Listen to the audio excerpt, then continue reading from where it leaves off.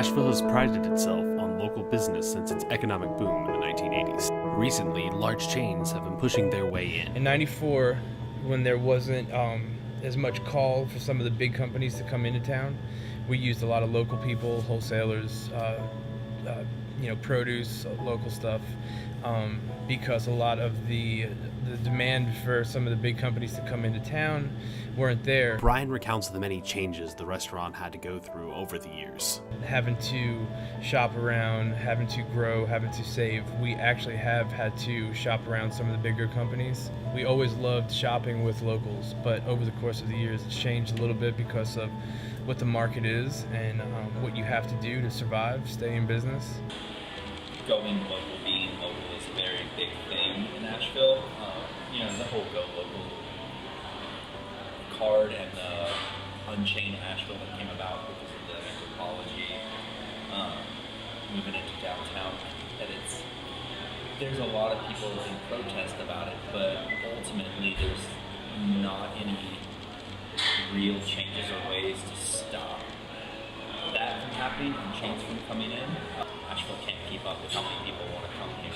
So I think ultimately that's probably what's driving, whether it's local or chain, more so than what we want. It's ultimately up to the people who I think own the properties and the businesses, and whether or not they're going to sell it, or at least to these certain people that will provide them with more money and stability than a small business could, per se, right off the bat. I think I would hope that people could look at High 5 and use that as an example of how to still succeed and do really well, but still stay small and local. We work with farm-to-home milk, which all of our milk comes from Mapleview Farms, which is less than 300 miles away. All of our acres use ingredients that are from like 150 miles away from here. So we try our best. We make an effort, and I think if the effort's there and the intention's there, the rest will follow. And that's what we can do, but I think the bigger picture is out of our hands. I think Asheville, because of the size, has to cap out eventually.